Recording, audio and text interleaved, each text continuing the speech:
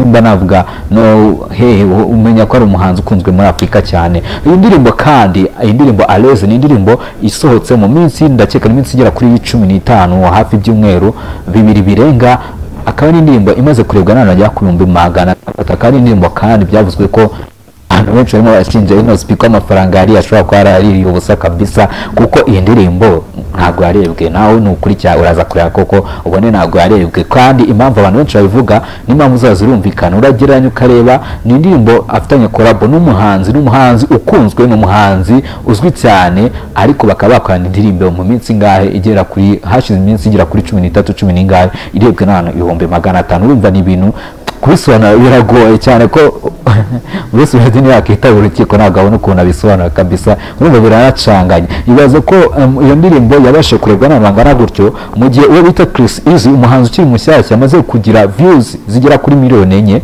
mu gihe cy'amezi ndakeka 2 cyangwa 3 ku ndirimbo bita Imana 4 miliyoni. Ari umuhanzi mushyashya, ari nimba ku giti cye nta cyamamare bari kumwe. Rero tugaruka ko bita Christophe ejo nabasohoye indirimbo bita hashtag. Iyo ndirimbo bita hashtag mu gihe kitarenze ibyumweru 2 yamaze kuba yakuza views miliyoni. Ubwo urumva sinzi uko twavuga ku muhanzi wacu nimba ari gusunywa nimba biri kugenda bite simbizi, ariko nyine bikunda kuvuga ko kandi yakoze amakorabo n'abanyamahanga nagakunda kurebwa, sinzi impamvu simbizi, kuko no minsi yashize yakoranye n'uwo bita Harmonize nabwo ntabwo yanga kurebwa indirimbo ye. Abantu bibaza se bimeze bite, gusa indirimbo yafuye kuba yagerageza n'indirimbo yakoranye na Eddie Kenzo b'indirimbo bitanyora niyo bisa nkaho yabashe kuyagerageza, kuko nafata n'indirimbo Alez akayigeranya n'indirimbo bita Kinyuma. Urasanga indirimbo bita Kinyuma yarerebwe cyane, nimba umubare w'abanyarwanda tumureba iyo yakoze indirimbo wenyine, ariko tuba benshi kurusha ko yakoranye n'undi muntu mu kindi gihugu simbizi. Gusa ariko nawe ntabwo twamusopinga gukomeza gukora izi collab, even nubwo tuvuga ngo ari gukoramo views nye, hari ibyo we ari gutagetinga ku giti cye, hari ibyo ari gutagetinga kandi binini cyane, ko Bruce Melody ari umuhanzi w'umuhanga kandi uzi ino business ya music, n'umuhanzi w'umuhanga, kuko ntabwo wamenya ngo ari gutagetinga iki cyo ari gutagetinga muri aka kandi dutekereza nimba ari gukora na collab na Inospi akazamuka, urumva ari arabafana kugenda yiba bake. Iyi technique yigeze kuyikoresha kandi ubwo Bruce Melody yashaka kuzamuka nyuma yaho yaratwaye Guma yarafite ahantu ariko ashaka kugira ngo amere nkaho ari umuhanzi wa mbere mu Rwanda. Iyi tekinike yayikoresheje ubwo yakoraga amakorabo, agakora korabo n'abahanzi hafi ya bose bo mu Rwanda, akazamuka kuri ba Queen Cha, akazenguruka akajya ku bahanzi bose bari bakunzwe, abose bakorana korabo kugira ngo abashe kugira ngo agende yigararira imitima ya buri bafana b'abo bahanzi. Ariyo tekinike navuga ko muri aka kanya arimo nanone ari gukoresha, avuga ati reka none mbere ku kuntu gahunda ngiye kuzigenza abanza yigira Tanzania, arazenguruka ajya ahandi, ndetse muri iyi minsi kandi ntabwo ndi busoze kuvuga kuri Bruce Melody nabibukije ko ari mu Buhinde, sinzi icyamujyanye, ariko mu minsi yashize yagaragaje ko yari yagiye kwishyirishaho tatuwaje, aho yisiho tatuwaje ku kaboko kiwe, agashyiraho tatuwaje hano akandika Pride, ndetse hano agashyiraho ishusho y'abana be babiri b'abakobwa, uwo bita Brita ndetse n'undi muti uwo bita wacu Brita n'undi muti wa muri aka kanya natazi amazina ye, ntabwo ndabasha kumenya amazina ye, gusa icyo nzi nuko umwe yavutse mu mwaka wa 2015 undi akavuka 2019. Bruce Melody ni umuntu kandi ukunda kugaragara ari hafi y'umuryango we cyane, ari gukina n'abana be cyane, ko navuga ko barabanye neza, barishima, nyine ni umuryango uhora wishimye. Mwari n'aka video kigeze gutrending mu minsi yashize barimo baragenda bamusuka amazi, nyine ari ibintu byiza cyane kabisa. Bruce Melody ni umuhanzi navuga ko nyine nta muntu uvugaho ibyiza gusa, ibyiza bivugwaho n'ibibi bakabivugwaho, ariko n'ibyo avugwaho byiza nibyo byinshi. kandi n'umuhanzi navuga ko w'umwihirinzi, n'umuhanzi wavunitse cyane, ndetse kandi yivugira ko we hari igihe cyageze akabona ko kurya bigoye, akavuga ati life irakomeye. Hari igihe Bruce Melody yageze ubuzima buramucanga, ndetse kandi n'igihe kigeze kugera arwaza mewe igihe kinini cyane. Yatangaje ko yigeze kurwaza mama we igihe kinini mu muziki yaranabivuyemo, avuga ko nyine atanafite gahunda yabyo, ariko nyuma aza kuba yakora umuziki kandi aza gukundwa cyane. Bruce Melody ni umuhanzi kandi avuga ko ashobora kwinspira wowe uri aho ngaho uvuga ko ushobora kuba wakora music nikunde, cyangwa se wakora business nikunde, kuko ni urugero rwiza rw'abantu bavuye kure bakagera aho bigeza biteje imbere muri business zabo zigiye zitandukanye. Muri Class of Rap kandi ndetse ko turaza tugaruka ku nkuru nyinshi zigiye zitandukanye nyuma kuvuga kuri Bruce Melody, ndetse kandi turaza tuvuga ku bindi byama bitandukanye. Katubanze dusome message message z'abakunzi bacu bari kugenda batwandikira ture ese bimeze bite. Turaza message hano muri message tugiye gusoma hari uri kuvuga ati mwiriwe ndabakunda cyane wamaye indirimbo ya Blavan yitwa ni Yesu murakoze. Indirimbo baraza kuyidushyiraho ndaza kuyibashyiraho kabisa ndayo gushyiraho. Reka tugaruke kuwo bita iyo ngoma isubizemo kabisa ni Jackson Ndigahanga. Sinzi ngo iyo ariyo urongera utwandikire utubwiye iyo ndirimbo iyo ariyo. Reka mbebwe muri guhamagara mwe mwihanganye ndaza kugira umwanya kwa nakitaba telefone zanyu. Hari n'undi waje atwandikira ati mwaduhaye kashe nawe kashe turi gushyiraho mu kanya. Tugaruke kuri uyu nguyu wanditse ati mwiriwe Good Rich TV nitwa Giovanni turishimye ko ndimbati yafunguwe ariko numutegezeho amakuru ya Nyakso mudusunikire mutugezeho amakuru ya Nyakso mudusunikire n'indirimbo bita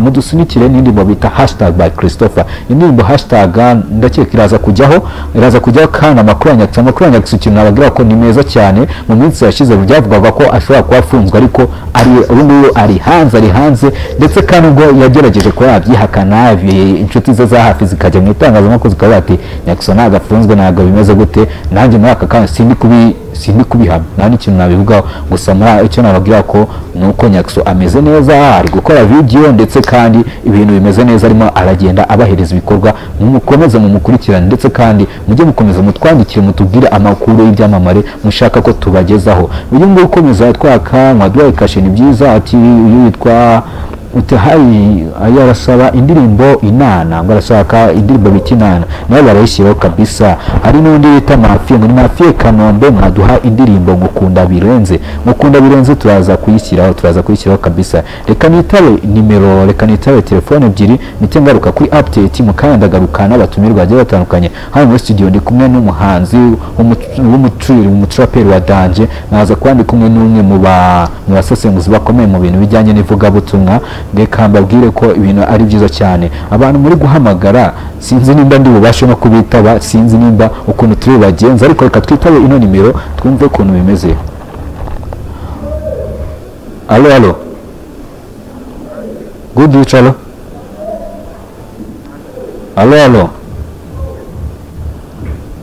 vuga cyane witwa tumeze neza wowe umeze ute?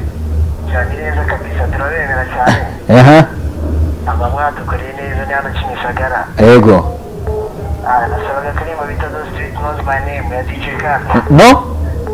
Ashaka Karimbo bita Those Street Knows My Name ya DJ Khan. Okay, turaza kuyishyiramo cyane wakoze cyane. Hari yavuze ko bakwitande. Nitwa Karimano Kimisagara. Ego, urakoze cyane Kremacu. Turi kumwe. Sawa. Allo Good Rich allo.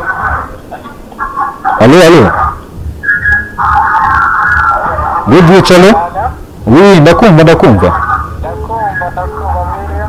Twiriwe neza, wiriwe gute umeze neza?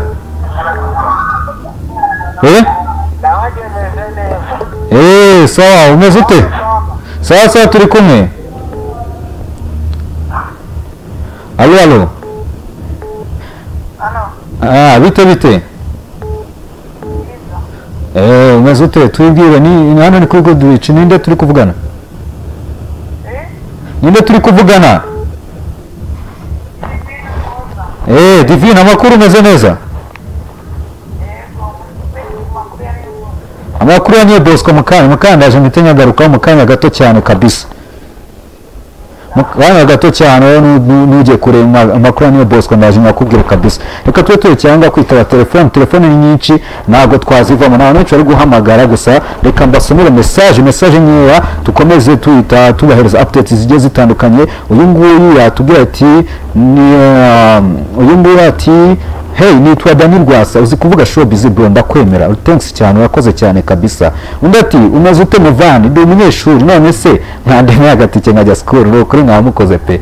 Uyu muntu ntabwo tuzi uburyo twakamuremeraho aze kutuvugisha turaza kubikora nyuma y'ikiganiro kabisa turakamuremera ko gatike kiwe ndetse na ka weekend kagene neza. Undi ati kadukomeze kuri uyu nguyu ati Nislin mutubwire niyo Bosco ndi bimeze bite bro waduha music yitwa The Street Knows My Name ingo yayidusabye ndakekana duhamagaye undi ati ni Jax ugarutse ndigahanga ngayango ma Bruce Melody na NSP urabukoze kabisa turi gukiriraho undi ati Hello God TV ndabakunda cyane n'indahiro hano Remera mu ndamakuru yanyu mwama yakanyenga Afrique murakoze indi umuntu turabibashyira ibyiza byose byo mushaka turaza kubashyiraho reka turetse kwita telefone tubanze tugaruke kuri update nyeya kugira ngo mukaya tuze tuba turi kumwe n'abatumirwa bagiye batandukanye bibutse ko ni byiza byinshi tuzagenda tubageza uko bwije nuko bukeye reka none muri aka kanya twite tugaruka twari turi kuri mukanya ndi kubabwira kuri Bruce Melody tukiri kuri Bruce Melody ndi kubabwira ku bya tatu yiwe ukuntu byaje kugenda ndetse kandi nibagiye kubabwira ko iriya tatuwaje